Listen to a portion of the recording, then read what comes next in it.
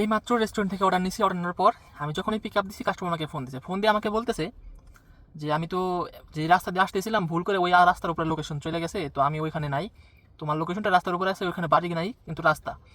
তো আমি বললাম তো এখন আমি কী করতে পারি, এই খাবারটা নিয়ে আমি এখন কীভাবে যাব। পরবর্তীতে আমাকে বলতেছে যে আমি তোর হোয়াটসঅ্যাপে লোকেশন পাঠিয়ে দিচ্ছি, তো এই লোকেশনে। এখন এই মাথা নষ্ট মানুষ লোকেশন দিচ্ছে কোথায় দেখেন, কোনো সুস্থ মানুষের কাজ হতে পারে এটা? 69 কিলো, সরি 79 কিলো, 1 ঘন্টার প্লাস 10 টাকার অর্ডার ধরছি আমি। এখন যদি আমার লোকেশন চেঞ্জ করে 80 কিলো 79 কিলো দূরে যাইতে বলে, এটা কোনো সুস্থ মানুষকে যাইতে যাবে? পরবর্তীতে যেখানে লোকেশন দিয়েছে কাস্টমার রাস্তার উপরে, আমি ঠিক ওইখানে বসে কোম্পানির কাছে রিপোর্ট জানাইছি। এখন দেখা যায় কতক্ষণ লাগে ওটা ক্যান্সেল হইতে। তো এইসব মানুষদের কি বলবেন, রাত্রের বাজে এখন 2টা 2:30, এই টাইমে লোকেশন দিছে কই আর ও কই? এইসব মানুষের জন্য কিন্তু আমরা কাজ করে আগাইতে পারি না।